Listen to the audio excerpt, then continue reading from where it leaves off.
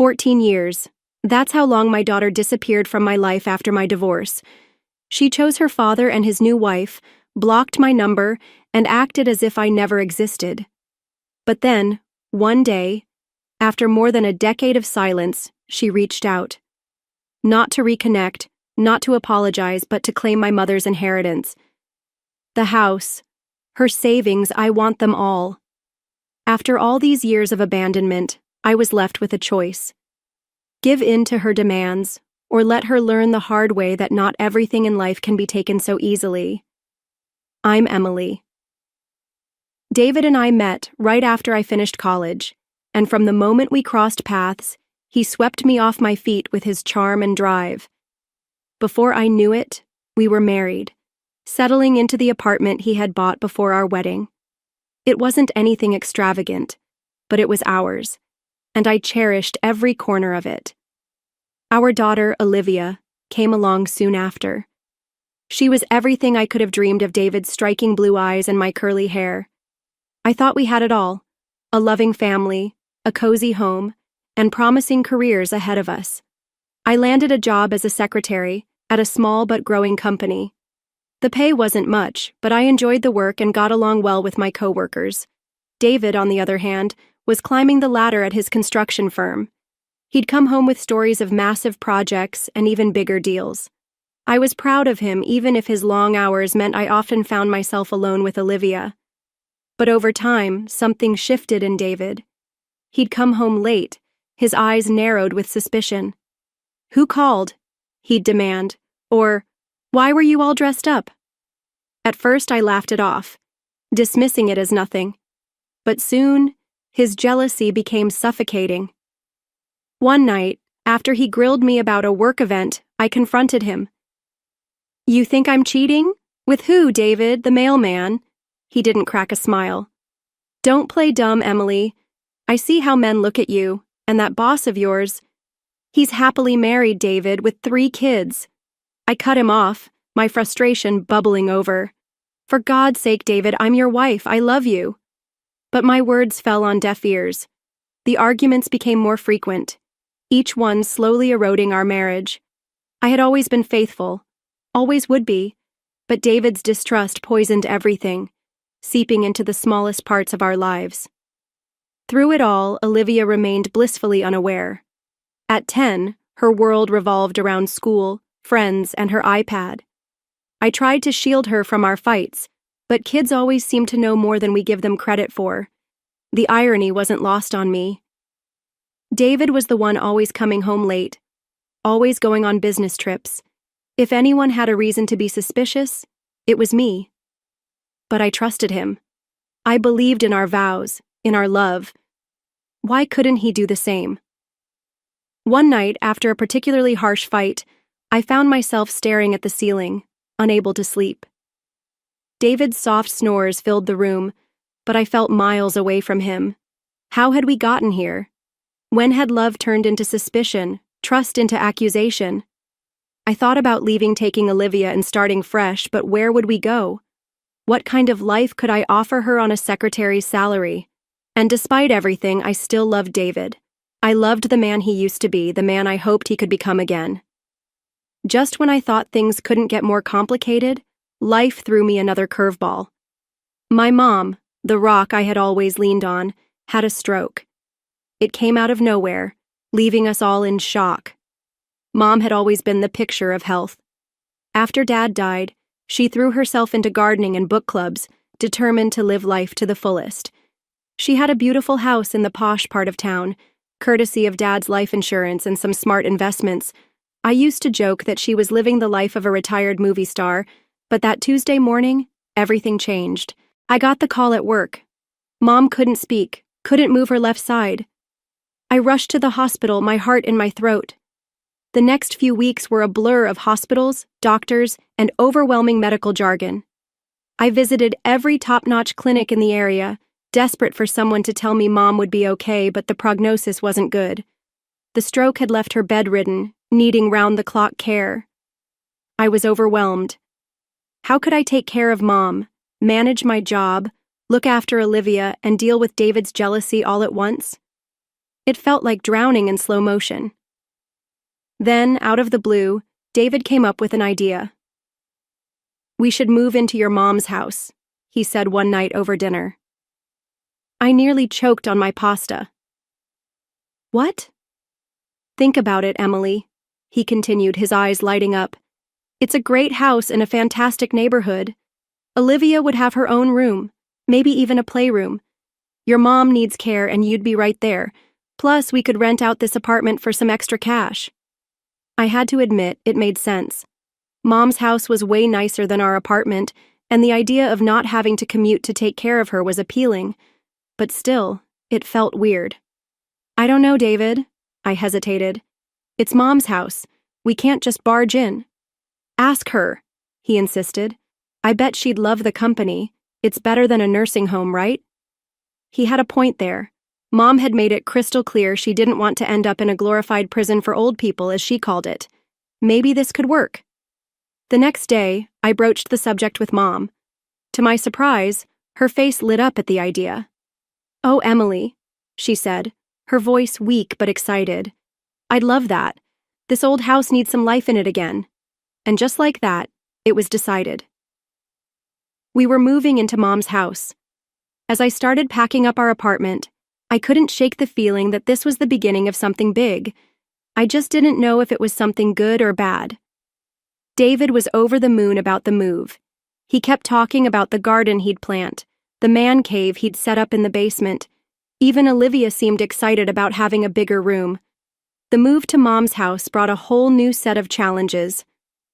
I quickly realized that taking care of a stroke patient was a full-time job, one I wasn't equipped to handle alone. After a week of sleepless nights and stress-filled days, I hired a nurse to help out during the day. Nurse Jenny was a godsend. She came in every morning at 8 and stayed until 6, taking care of Mom's basic needs, but evenings and nights were all on me. I'd come home from work exhausted, only to start my second shift as Mom's caretaker. The stroke had affected her speech, leaving her frustrated and often silent. I'd change her diaper, giving her as much dignity as I could in the process.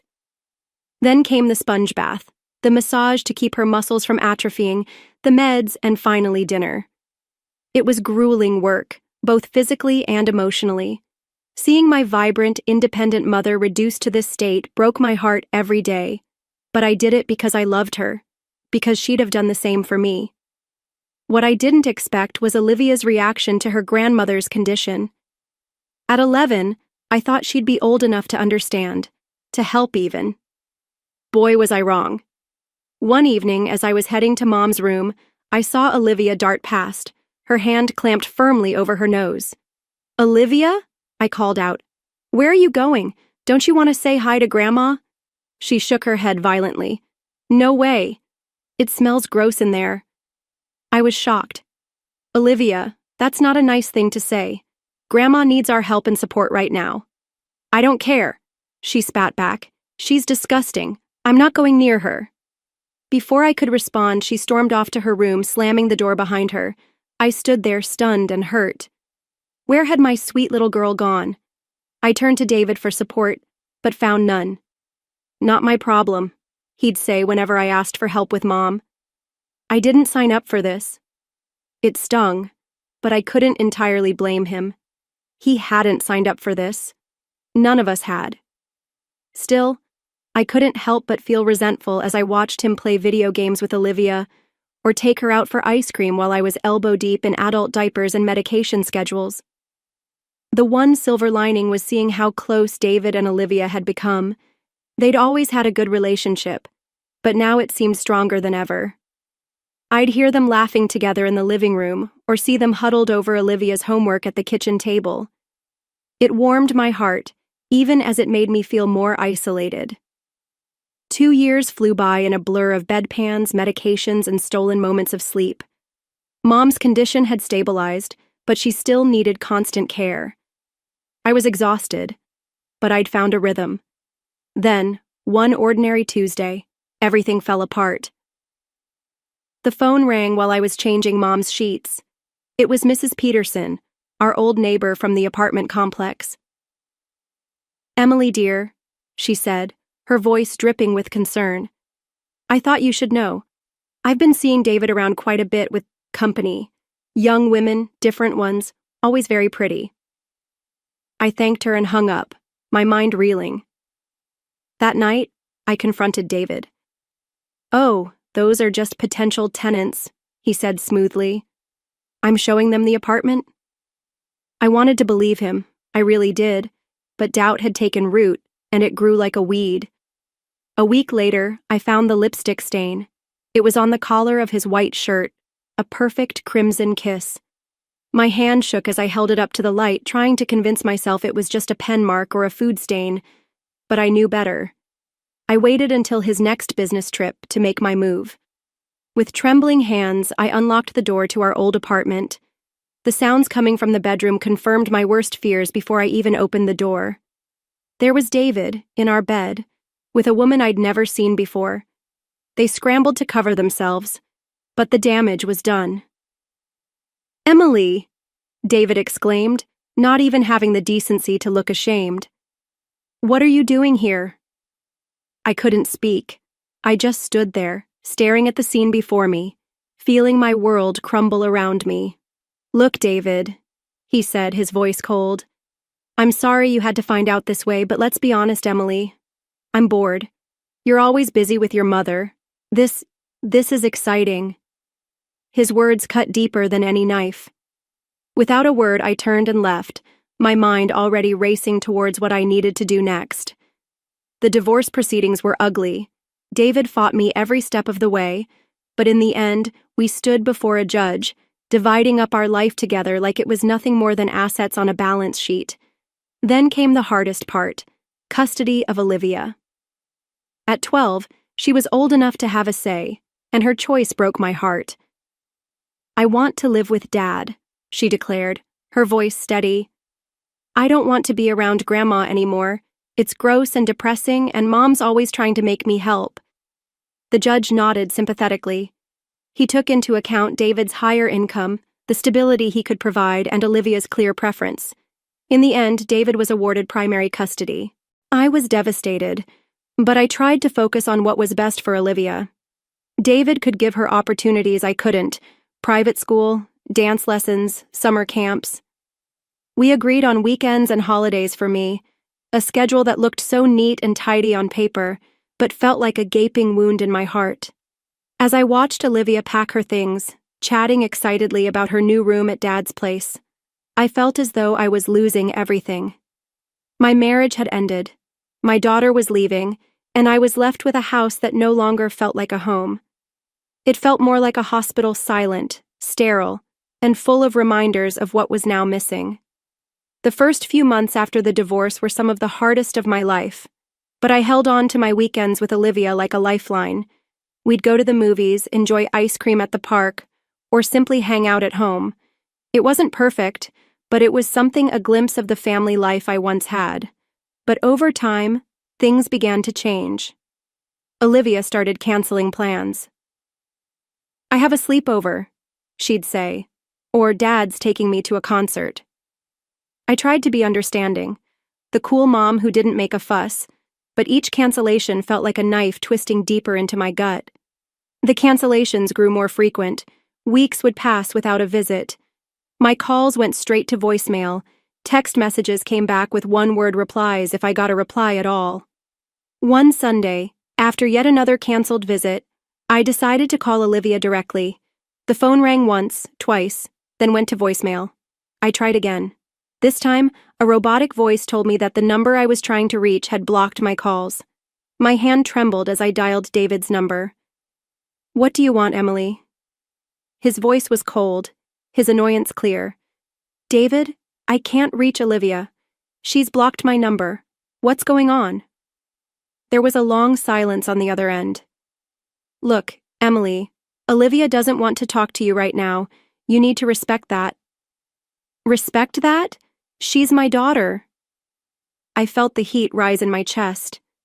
"She's also a person with her own feelings," David shot back.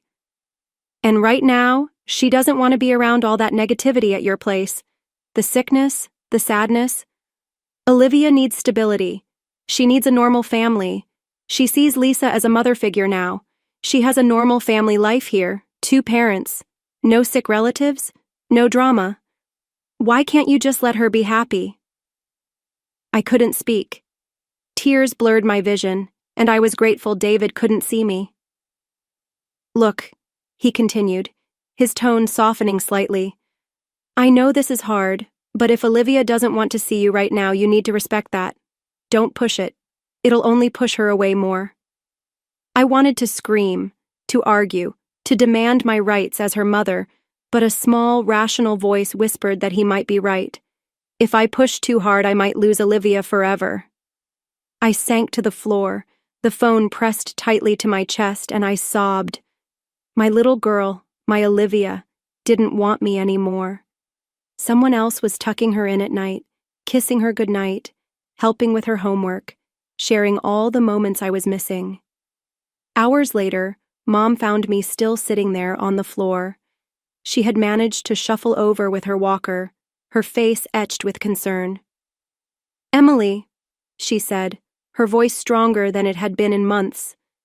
What's wrong, sweetheart? I looked up at her. This woman who had always been my rock, the one I had taken care of for years. In that moment, the roles reversed again. I was the child, seeking comfort from my mother. Oh, Mom, I cried, reaching for her hand. I've lost her. I've lost my baby girl. Mom squeezed my hand, her grip weak, but filled with love. No, Emily, you haven't lost her. She's just lost right now. She'll find her way back to you. You'll see. 14 years. It's incredible how time can both fly and drag on at the same time. Mom's condition improved slightly over the years. She regained some mobility and speech, but caring for her remained a full-time job. When she passed away peacefully in her sleep, I felt a strange mixture of grief and shamefully relief. Suddenly, I found myself alone in this big, empty house. The silence was deafening. No more beeping medical equipment, no more schedules for medications and therapy sessions. It was just me, moving through rooms full of memories. Then, out of the blue, my phone rang. The number was unfamiliar, but the voice, I'd know it anywhere, even after all these years. Mom? It's Olivia. I was hoping we could meet to talk. We arranged to meet at a cafe downtown. As I waited, my hand shaking around my coffee cup, I spotted a young woman entering. It took me a moment to realize it was Olivia. Gone was the gangly preteen I remembered. In her place stood a poised, beautiful young woman. Hi, Mom, she said, sliding into the seat across from me. We made awkward small talk at first. She filled me in on her life, her job in marketing, her hobbies, her friends. Then she dropped the bombshell. I'm getting married, she said, pulling an envelope from her purse. Here's an invitation. My heart swelled with joy and a tinge of sadness. My little girl getting married, and I'd missed so much. Oh, Olivia, that's wonderful news. I'm so happy for you. Listen, if you need any help with the expenses... She cut me off abruptly. Actually, Mom, that's kind of why I wanted to meet. I was hoping to talk about Grandma's inheritance, the house, her savings. I want them. I felt like I'd been slapped. Excuse me? Look, Mom, she said, leaning forward. That house is in a great area. It's worth a fortune. After the wedding, Jake and I want to live there, start our family there. Anger bubbled up inside me. Olivia, you haven't set foot in that house in over a decade. You said it disgusted you. You called it a tomb. She waved her hand dismissively. I was a kid then. I've grown up. Times have changed, and let's face it, I'm Grandma's only grandchild. She would have wanted me to have it. I couldn't believe what I was hearing. Wanted you to have it? Olivia, you didn't even come to her funeral. You didn't call, didn't write for years. That's ancient history, she snapped. The point is, that house should be mine. I deserve a comfortable life. Deserve? I was practically shaking with rage now. You didn't lift a finger to help when Grandma was sick. I gave up my life to care for her, and now you think you deserve her house? Olivia's face hardened. Fine. If that's how you want to play it, I'll sue. I'll get what's rightfully mine. She stood up abruptly, snatching the wedding invitation from the table. You know what? Forget it. You're not invited to the wedding. I don't need your negativity there, and I don't need your permission to take what's mine. As she stormed out of the cafe, I sat there stunned. The daughter I'd loved, missed, and longed for all these years was gone. In her place was this stranger, cold and greedy. The days following that disastrous cafe meeting passed in a haze. I alternated between rage, grief, and a numbing emptiness. But as the dust settled, I realized something surprising. I felt relieved. The weight of hoping for reconciliation, of longing for a relationship with Olivia had lifted. In its place was a strange sort of peace. I didn't attend Olivia's wedding. I didn't send a gift or a card. Instead, I spent that day volunteering at a local animal shelter, finding comfort in the unconditional love of abandoned pets who needed care. It felt fitting somehow. Curiosity got the better of me a few days later, and I found myself scrolling through Olivia's social media. There she was, radiant in white, smiling up at her new husband. For a moment, my heart clenched with the pain of what might have been. But then I saw it. A long, rambling post about her cruel mother who refused to attend her wedding, who withheld her rightful inheritance out of spite. I read it twice, marveling at the sheer audacity of her lies. Part of me wanted to comment, to set the record straight. But what would be the point? The people who mattered, the family who had seen me care for Mom all those years, knew the truth. As for everyone else, well, their opinions, based on a stranger's social media post, were hardly my concern. A week later, my cousin Jeannie called. "Emily, I thought you should know," she said, her voice a mix of anger and concern. "Olivia's been talking about suing you for your mom's estate." I sighed, unsurprised. "Let her try." "That's just it," Jeannie continued. "Apparently she talked to a lawyer. He told her she doesn't have a leg to stand on. Your mom left everything to you, clear as day." I couldn't help but chuckle. Of course, Mom had taken care of that. She'd always been the practical one. "Thanks for letting me know, Jeannie," I said. "But honestly, I don't care what Olivia does anymore. She's made her choices." There was a pause on the other end of the line. "Then I'm proud of you, Emily. After everything you've been through, you deserve some peace." As I hung up the phone, I looked around the house, Mom's house, now mine. Every corner was filled with memories, some painful, some beautiful. But for the first time in years, I felt like I could breathe here. I walked to the window, gazing out at the garden Mom had loved so much. It had gotten a bit overgrown in recent years, but I could see its potential. Maybe it was time to bring it back to life. As I stood there, planning my next trip to the garden center, I realized something important. The chapter of my life revolving around Olivia, the hope, the pain, the longing was finally closing. But that didn't mean my story was over. Far from it. The garden was in full bloom when the call came. I had spent the last few months pouring myself into restoring it, finding comfort in the simple act of nurturing life. The roses Mom had cherished were just starting to bloom, their scent filling the air. As I pruned the bushes, my phone buzzed in my pocket. An unknown number. I almost didn't answer, but something urged me to press the green button. "Hello? Mom? It's Olivia," her voice thick with tears. "Mom, I need your help." I froze, the pruning shears still in my hand. "Olivia? What's wrong?" "I'm pregnant," she sobbed. "And we're struggling. Mom, I need money. You have to help me. You can't leave your grandchild with nothing." I listened in silence as she rambled on, her words growing frantic, filled with anger and accusation. "You abandoned me, Mom. You never tried to contact me. You never fought for me. And now you're going to abandon your grandchild, too." Something inside me snapped, not in anger, but with a calm, unwavering resolve. "Olivia," I said, my voice steady. "That's enough." There was silence on the other end, probably in shock that I'd interrupted her tirade. I never abandoned you. I sent child support every month. I called, I texted, I emailed. You blocked my number, you chose your stepmother. You made your decisions, and I respected them even when they broke my heart, but— Mom, no, she interrupted. Olivia, I'm not finished. You're an adult now, about to be a parent yourself. It's time for you to take responsibility for your choices and your life. I'm not your bank. I'm not your safety net, and I won't be manipulated by lies and guilt trips. I could hear her breathing heavily on the other end. If you need help, go to your father and stepmother. They're your real family now, the ones you chose. I've made my peace with that. Now you need to make peace with the consequences of your decisions.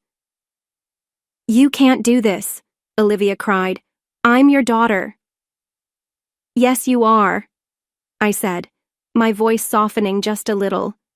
And I'll always love the little girl you were. But I don't know the woman you've become, and I don't think I want to. I took a deep breath, steadying myself. Goodbye, Olivia. I wish you and your child well, but please, don't contact me again. I ended the call before she could respond, my hand trembling slightly as I lowered the phone. For a moment I stood there in the garden, surrounded by the blooming life I had nurtured, feeling the weight of what had just happened. Then, slowly, a sense of release washed over me. The last ties to a painful past had been severed. The last of the what-ifs had been laid to rest. I looked around at the garden, at the house beyond it.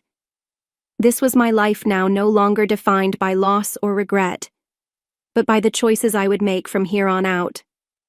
I picked up my pruning shears and turned back to the rose bush.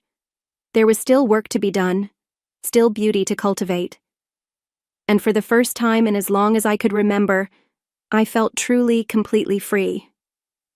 14 years of silence, and now my daughter returned not for reconciliation, but to demand what she believed was hers.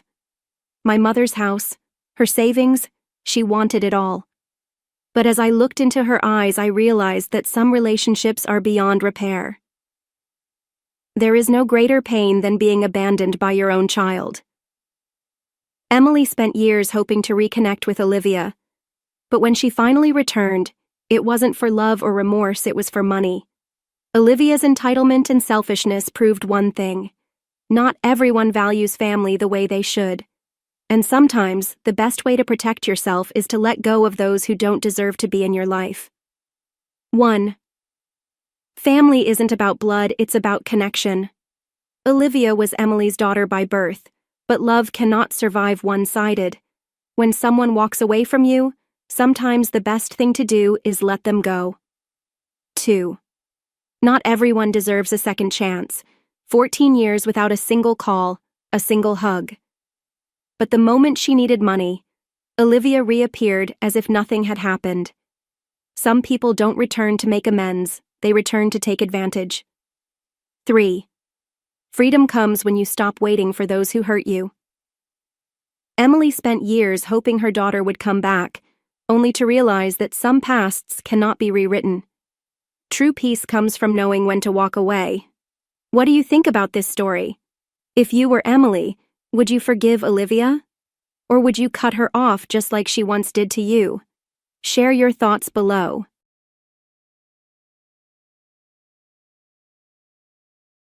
The notification from my banking app made my heart stop. Warning: account balance below emergency threshold. I blinked hard, hoping I'd misread it. But the numbers didn't lie. My carefully maintained emergency fund of $42,000 had dwindled to just over $3,000. My name is Michelle, and until that moment, I thought I had my life perfectly organized. At 32, I'd spent years building that safety net, living frugally and saving every extra dollar I could. Now, staring at my phone screen in my apartment's kitchen, my hands started to shake. I immediately called the bank. There must be some mistake, I said, pacing back and forth. I haven't made any large withdrawals. The representative's voice was sympathetic, but firm. I'm showing several transfers over the past 3 months, ma'am, all authorized using your credentials. What? That's impossible. I grabbed my laptop and logged into my account. The transaction history showed multiple transfers to an account I didn't recognize. Can you tell me who owns the receiving account? The account belongs to Elizabeth Diaz. My Aunt Elizabeth.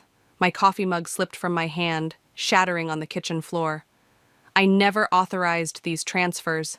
Never. I called my parents immediately, my voice shaking.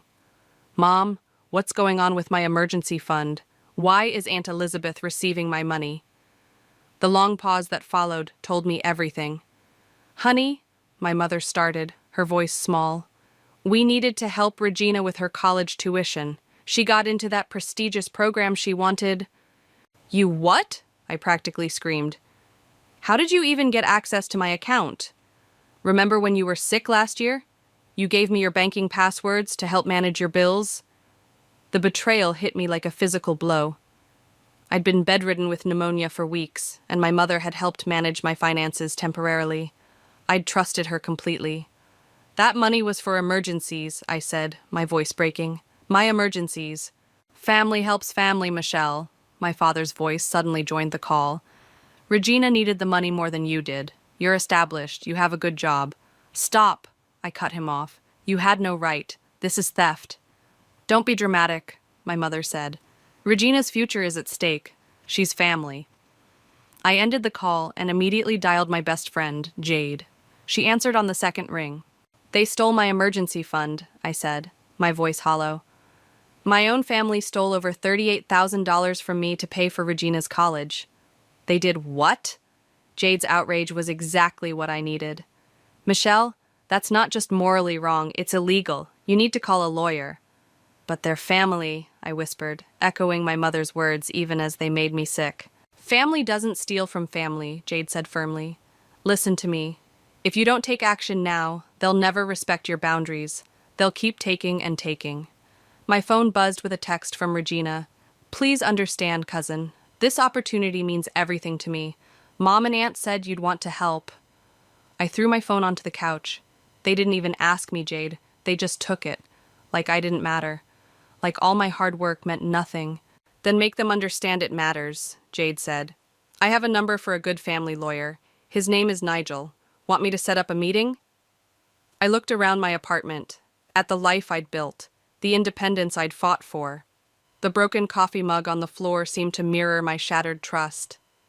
Yes, I said finally, my voice stronger. Set it up. I'm done being the family ATM. Another text buzzed through, this time from my brother Kelvin. Mom and Dad told me what happened. They're saying you're overreacting. What are you going to do?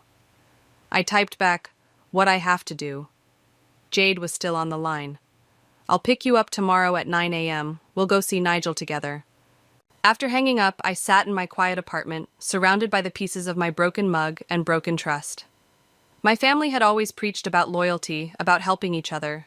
But as I looked at my bank balance again, I realized their version of family loyalty was a one-way street. My phone kept buzzing with messages from various family members, all trying to justify the theft, all trying to make me feel guilty for being upset.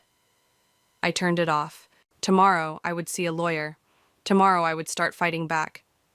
But tonight, I allowed myself to cry for the family I thought I had, and for the harsh reality of who they really were. Jade's car pulled into the law office parking lot exactly at 8:55 a.m.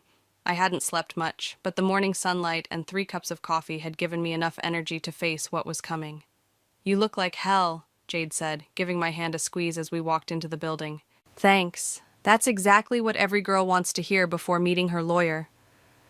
The elevator ride to the 6th floor was silent. My phone had blown up overnight with messages from family members, each one more guilt-inducing than the last. I'd only responded to Kelvin, who seemed genuinely concerned rather than accusatory. Nigel's office was smaller than I expected, but warm and welcoming. The lawyer himself was an older man with kind eyes that hardened when I explained my situation. Let me get this straight, he said, leaning forward in his chair. Your mother used passwords you provided during an illness to transfer money from your personal emergency fund to your aunt's account without your knowledge or consent.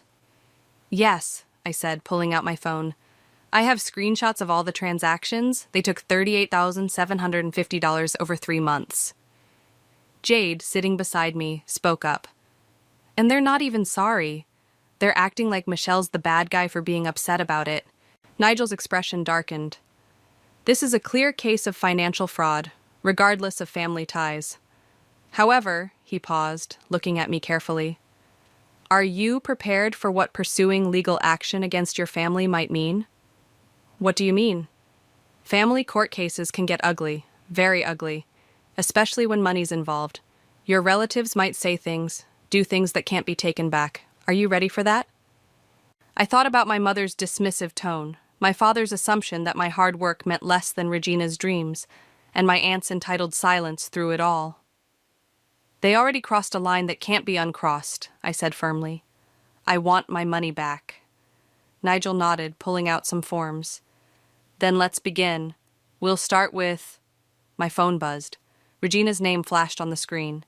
Take it, Nigel said. It might be relevant. I answered, putting it on speaker. Regina? Michelle, please. Her voice cracked. I heard you're meeting with a lawyer. You can't do this to me, to us. I'm about to start my second semester, and if you make Mom return the money, I'll have to drop out.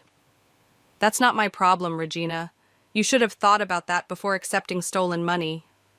I didn't know, she protested. Mom and Aunt said you agreed to help.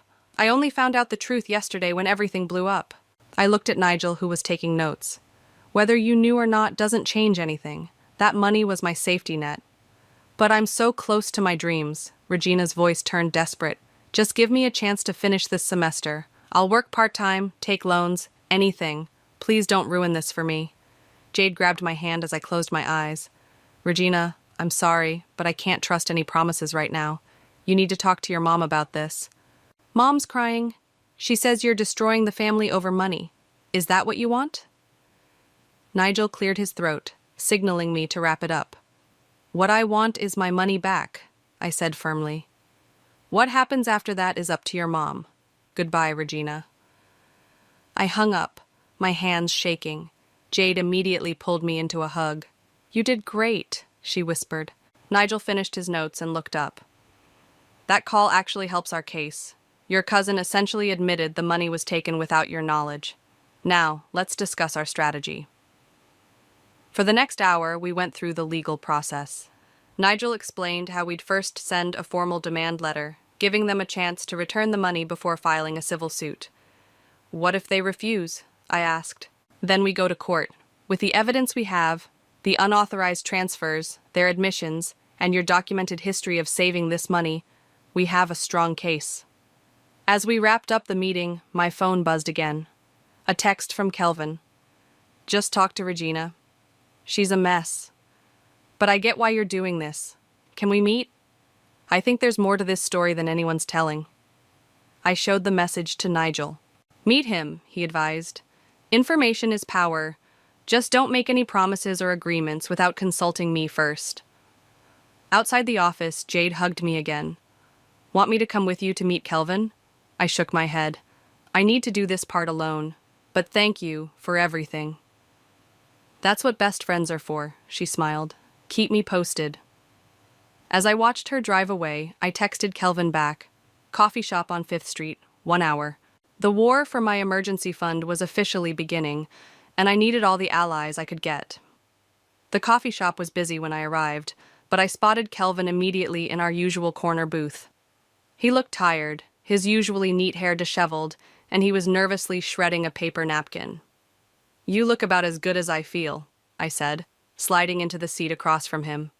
Yeah, well, it's been a rough couple of days. He pushed a coffee toward me. Already ordered your usual. I wrapped my hands around the warm cup. So, what's this other story I need to hear? Kelvin glanced around before leaning forward. It's worse than you think, Michelle. Aunt Elizabeth isn't just using your money for Regina's tuition. She's been running a whole scheme. What do you mean? Remember how she always bragged about Regina getting that full scholarship? There was no scholarship. She's been taking money from different family members, playing them against each other, making up stories about emergency needs. My stomach dropped. How do you know this? Because she tried it with me first, he admitted, looking ashamed. 3 months ago, she came to me asking for money for Regina's special program fees. When I said I couldn't afford it, she started guilt-tripping me about family loyalty. That's when I started digging. The bell above the coffee shop door chimed, and we both jumped. It was just another customer, but Kelvin's paranoia was starting to make sense. How many others? I asked. At least 3 cousins and Uncle Rob. Each thinks they're the only one helping. Each got a different story. He pulled out his phone and showed me a series of messages. Look at these texts from Aunt Elizabeth to our cousin Sarah. She told her Regina needed money for medical bills. I scrolled through the messages, my anger building. Does Regina know about all this? I don't think so, not everything, but... He hesitated. But what? She's not as innocent as she pretends. I overheard her and Aunt Elizabeth arguing last week. Regina was demanding more money for some spring break trip, saying she deserved it after playing her part so well. The coffee in my stomach turned sour. Playing her part?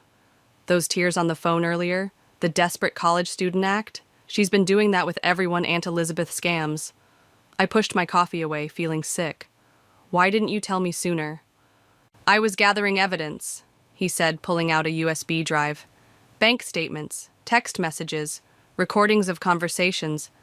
I was planning to confront Aunt Elizabeth myself, but then this happened with your money, and... He slid the drive across the table. I think your lawyer could use this. The bell chimed again. This time, Regina walked in. She froze when she saw us, then straightened her shoulders and marched over. Having a nice family meeting without me? She asked, her voice dripping with sarcasm. Sit down, Regina, I said coldly. We need to talk about your acting career. Her face paled slightly, but she sat. I don't know what you mean. Cut the act, Kelvin snapped. We know about the fake scholarship, the multiple stories, the spring break demands, all of it. Regina's facade cracked. You don't understand the pressure I'm under. Mom's been planning my whole life since I was born. The right school, the right program, the right connections. Do you know what it's like to have your entire future mapped out by someone else? So you decided to help her steal from your family? I asked. I didn't steal anything. I just played along, made things easier. Mom said everyone was happy to help, that it was all arranged. Happy to help? I pulled up my bank statement. Does this look arranged to you? They drained my emergency fund without even asking. Regina's eyes widened at the numbers. I didn't know it was that much. Mom said it was just a few thousand from each person. Well, she lied, Kelvin said, just like she lied about everything else. Regina's lower lip trembled, but this time I could see the calculation behind it. What are you going to do? I'm going to get my money back, I said firmly. And now, thanks to Kelvin, I can help everyone else get their money back too. You'll destroy Mom, Regina whispered. No, Regina. Your mom destroyed herself when she decided to steal from her family. Regina stood up abruptly, her chair scraping against the floor. I won't help you hurt her. I can't. As she stormed out, Kelvin turned to me. What now? I picked up the USB drive. Now we take this to Nigel, and then we call a family meeting. All the cousins, Uncle Rob, everyone. It's time they knew the truth. It's going to get ugly, he warned. It already is ugly, I said, standing up. But at least now we can fight back with the truth. Nigel's office was crowded with family members 2 days later. Uncle Rob paced by the window, while our cousins Sarah and Marcus sat rigidly on the small couch. Kelvin stood beside me, his presence reassuring as we waited for Nigel to finish reviewing the evidence. This is extensive, Nigel said, looking up from his computer. The systematic nature of these deceptions changes everything. What do you mean? Sarah asked, her voice small. It means this isn't just about Michelle's emergency fund anymore, Nigel explained. We're looking at a pattern of deliberate financial fraud targeting multiple family members. Uncle Rob stopped pacing. I gave her $12,000. She said Regina needed emergency dental surgery. She told me it was for special academic counseling, Marcus added. Another $8,000. And I gave her $15,000 for supposed medical bills, Sarah whispered. I took out a personal loan for that. Nigel typed rapidly on his keyboard. That brings the total to over $73,000, not including Michelle's $38,000. The room fell silent as the number sank in. Over $100,000, stolen from family through elaborate lies. I can't believe Regina was part of this, Sarah said, shaking her head. She seemed so genuine when she called to thank me.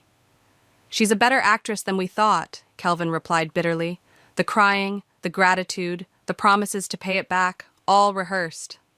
My phone buzzed. A message from my mother. Why are you doing this to your aunt? To Regina? We raised you better than this. I showed the message to Kelvin, who snorted. Yeah, they raised us to be honest, except when they're the ones lying. Nigel cleared his throat. I've prepared individual civil suits for each of you, but I recommend we present them as a united case. It strengthens our position. What about criminal charges? Uncle Rob asked. That's an option, but it would mean involving the police. Are you all prepared for that possibility? Before anyone could answer, the office door burst open. Aunt Elizabeth stood there, Regina hovering behind her. So, this is your little conspiracy meeting? Aunt Elizabeth's voice was sharp. Turning my own family against me? You did that yourself. I stood up, facing her. When you decided to steal from all of us. Steal? I borrowed money for my daughter's future, for your cousin's education. Then why lie? Sarah demanded, finding her voice. Why make up different stories for each of us? Regina stepped forward. Mom, what is she talking about? Don't act innocent now, Kelvin snapped. We have proof you were in on it. Regina, Nigel intervened calmly. Would you like to see the evidence? The multiple stories, the different amounts, your recorded conversations about playing your part? Regina's face crumpled. Mom, you said everyone knew. You said they all agreed. Of course they agreed, Aunt Elizabeth shouted. They just didn't know they were agreeing. But it was for you, baby. Everything was for you. I never wanted this, Regina whispered. Not like this. Nigel stood up. Mrs. Diaz, I suggest you leave now and contact your own lawyer. We'll be filing our suits this afternoon. You wouldn't dare, Aunt Elizabeth hissed. We're family. Family doesn't steal from family, I quoted my mother's words back at her. Isn't that what you always taught us? Regina suddenly turned to her mother. How much? How much did you take from everyone? It doesn't matter. Over $100,000, Marcus cut in. That's how much your mother stole from us. Regina staggered back like she'd been slapped. 100,000? Mom, what have you done? What I had to do. Aunt Elizabeth grabbed Regina's arm. Come on, we're leaving. These people clearly don't understand family loyalty. But Regina pulled away. No, I'm not going anywhere with you. She turned to Nigel. I want to make a statement about everything I know. Regina, Aunt Elizabeth's voice cracked. You can't. I can, and I will. Regina's voice was steady for the first time. I'm tired of the lies, Mom. Tired of being your excuse. As Aunt Elizabeth fled the office, Regina sat down heavily in an empty chair. I'll tell you everything. How she planned it, who else she targeted, all of it. Nigel pulled out a fresh legal pad. Start from the beginning. I looked around the room, at Sarah wiping away tears, at Marcus staring at his hands, at Uncle Rob finally sitting down, exhausted, at Kelvin standing strong beside me, at Regina preparing to confess everything. This wasn't how family was supposed to be. But maybe, through all this pain and betrayal, we could build something stronger. Something honest. Okay, Regina took a deep breath. It started 2 years ago, when Mom first found out about the college program. The courthouse mediation room felt too small for the tension it contained. I sat between Kelvin and Jade, facing Aunt Elizabeth and her lawyer across the table. Regina had chosen to sit at the end, belonging to neither side anymore. Before we begin, the mediator said, I want to remind everyone that this is an attempt to resolve this matter without going to trial. Mrs. Diaz has requested this meeting to propose a settlement. Aunt Elizabeth's lawyer, a sharp-faced woman named Ms. Peters, cleared her throat. My client is prepared to offer a payment plan to resolve this unfortunate misunderstanding. Misunderstanding? Jade muttered under her breath. I squeezed her hand to keep her quiet. We propose monthly payments of $500 to each affected party, Ms. Peters continued, until the full amount is repaid. Nigel leaned forward. At that rate, it would take over 16 years to repay the full amount. That's not acceptable. It's what I can afford. Aunt Elizabeth spoke for the first time, her voice trembling. I've already taken out a second mortgage on my house. What about the money you took? I asked. Where did it all go? Regina shifted uncomfortably. The college program only cost about $40,000. The rest went to maintaining appearances. Aunt Elizabeth cut in. Regina needed to look the part, to fit in with her wealthy classmates. The right clothes, the right car, the right apartment. So you stole from your family to keep up with the Joneses? Kelvin's voice was ice cold. That's your excuse? You don't understand the pressure? No, you don't understand. I slammed my hand on the table, making everyone jump. That money wasn't yours to take. My emergency fund was for actual emergencies. Sarah took out a personal loan to help you. Uncle Rob delayed his retirement. Also, Regina could have designer clothes? Regina started crying. I never knew. Mom kept saying everything was handled, that everyone was happy to help. I should have asked more questions. Yes, you should have, Jade said quietly. But you didn't want to know the truth, did you? The mediator raised her hand. Let's focus on the settlement proposal. Mrs. Diaz, do you have any other assets that could be liquidated to increase the monthly payments? Aunt Elizabeth looked at her lawyer, who nodded slightly. I have some jewelry and investments. The jewelry and investments combined are worth approximately $60,000, Ms. Peters added. Nigel consulted his notes. That would still leave over $40,000 to be repaid. I'll get a job, Regina suddenly said. A real one, not the part-time thing Mom wanted me to do for appearances. I can contribute to the payments. You don't have to, Aunt Elizabeth started. Yes, I do. Regina stood up. I benefited from this money, even if I didn't know it was stolen. I need to help make it right. The mediator nodded approvingly. That could work. If Mrs. Diaz liquidates her assets immediately and combines that with higher monthly payments from both herself and Regina, we could be repaid within 3 years, Nigel calculated, with appropriate interest. And legal fees, I added firmly. Ms. Peters whispered something to Aunt Elizabeth, who nodded tearfully. We accept these terms. I'll start liquidating everything tomorrow. There's one more condition, I said, looking directly at my aunt. You need to tell everyone the truth, not just those of us in this room, but the entire family. No more lies, no more manipulation. Michelle. No, I cut her off. That's non-negotiable. Either you come clean to everyone or we go to trial. Your choice. The room fell silent. Regina reached over and touched her mother's hand. Mom, please. We need to stop living this lie.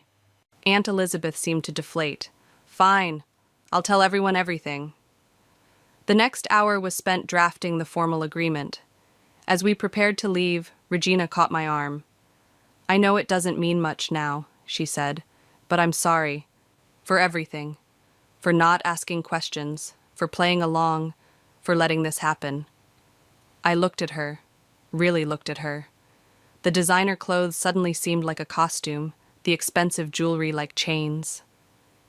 What will you do now? I asked.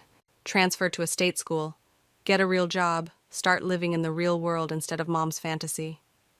She managed a weak smile. Maybe become the person I want to be instead of the person she wanted me to be.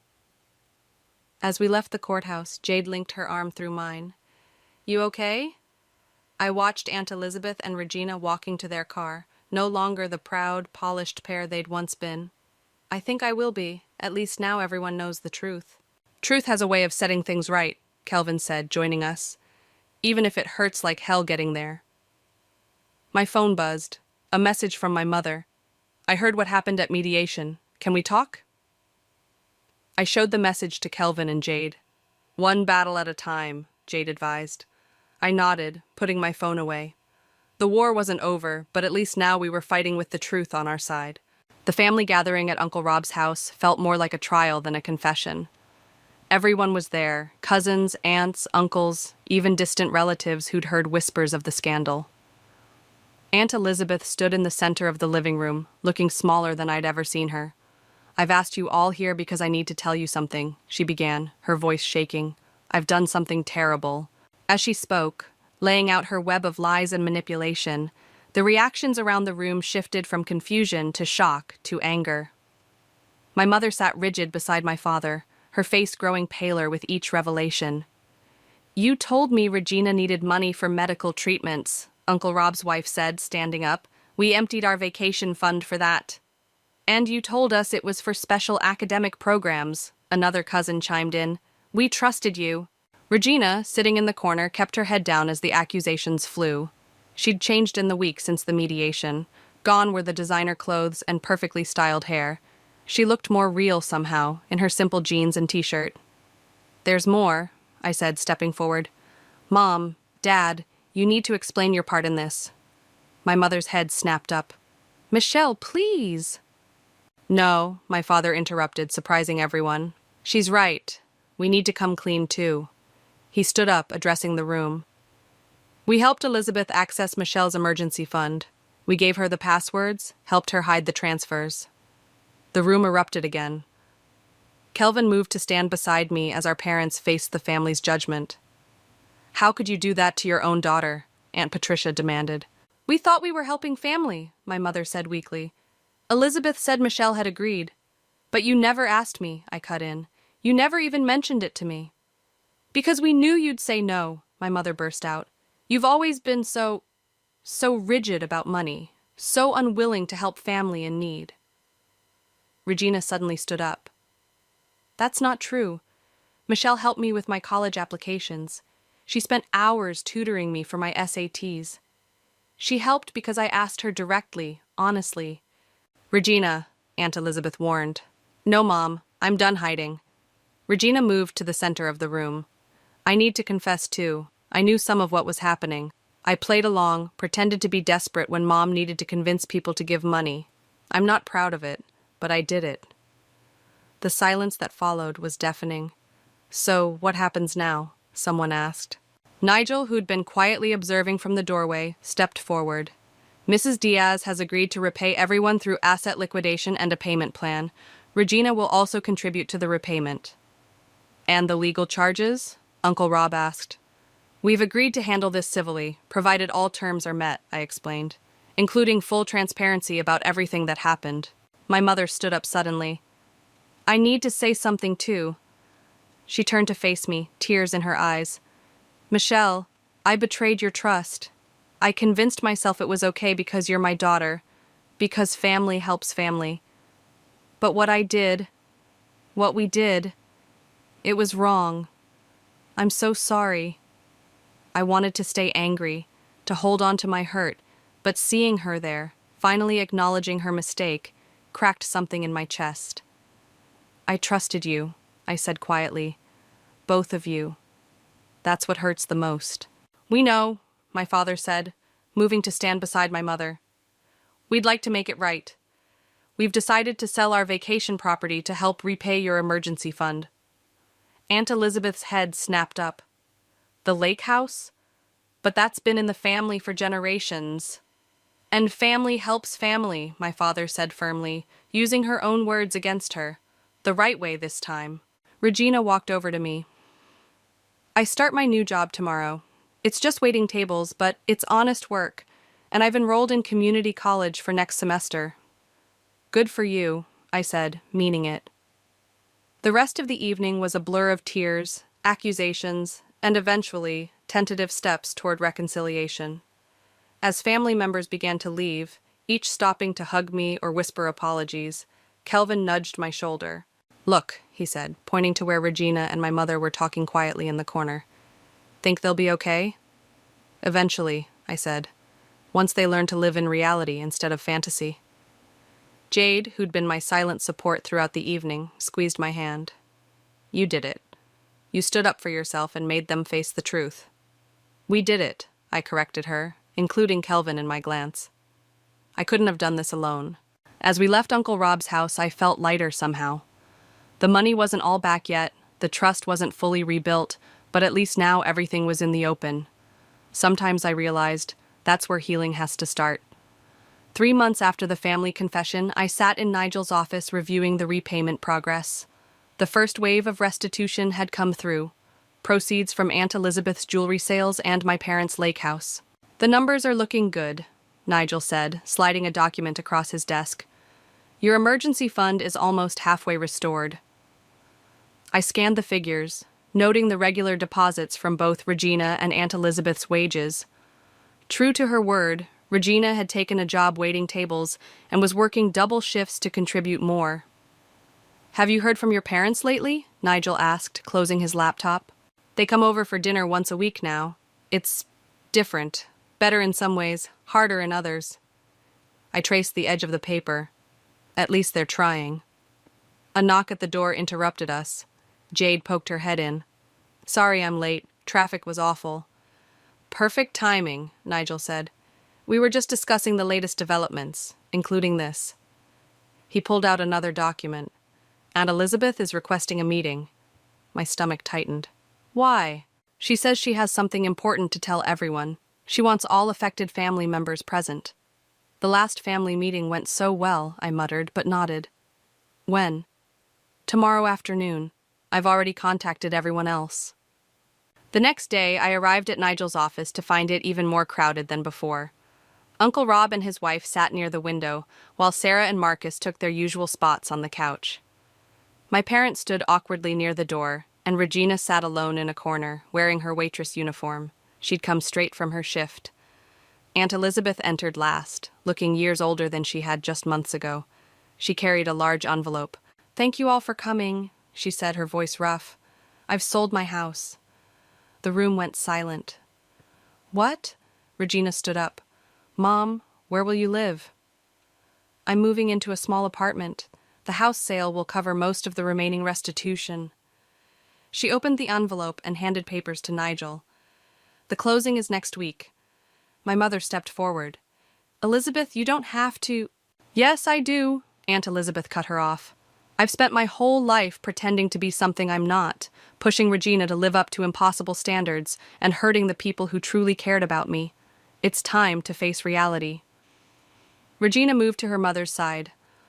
I'll help with the apartment rent. Between my waitressing jobs and the barista position I just got, we can make it work. You should focus on your studies, Aunt Elizabeth protested. I am. Community college is affordable, and I'm learning more there than I ever did trying to keep up appearances at that expensive university. Nigel reviewed the house sale documents. With this, everyone could be repaid within the month, rather than over 3 years. That's what I want, Aunt Elizabeth said firmly. A clean slate. No more debts, no more lies. Uncle Rob cleared his throat. What about your retirement? I'll keep working. Maybe it's time I learned the value of honest work, like my daughter has. I watched Regina squeeze her mother's hand, saw the genuine pride in Aunt Elizabeth's eyes as she looked at her daughter in her simple work uniform. Something had shifted between them. Something real had replaced the shallow perfection they'd once pursued. There's one more thing. Aunt Elizabeth turned to me. Michelle, I owe you the biggest apology. I took advantage of your parents' trust in me, manipulated them into betraying you. I was so focused on maintaining appearances that I destroyed the real relationships in my life. We all owed Michelle an apology, my father added. And a debt that goes beyond money.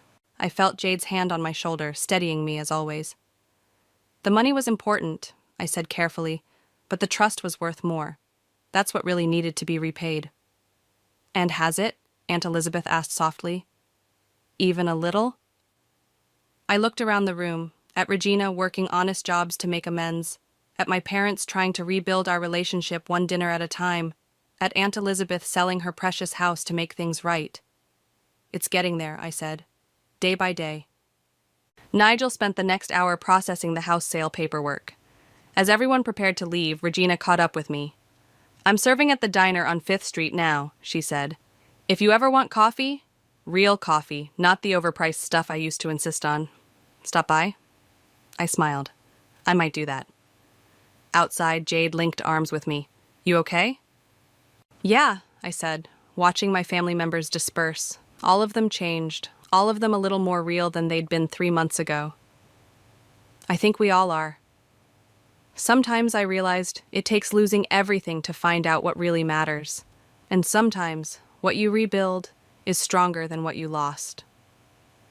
The last check from the house sale cleared on a sunny Tuesday morning. I stared at my restored emergency fund balance, feeling a complex mix of emotions I couldn't quite name. "Want company for your coffee run?" Jade asked from my apartment doorway. She knew exactly where I was heading.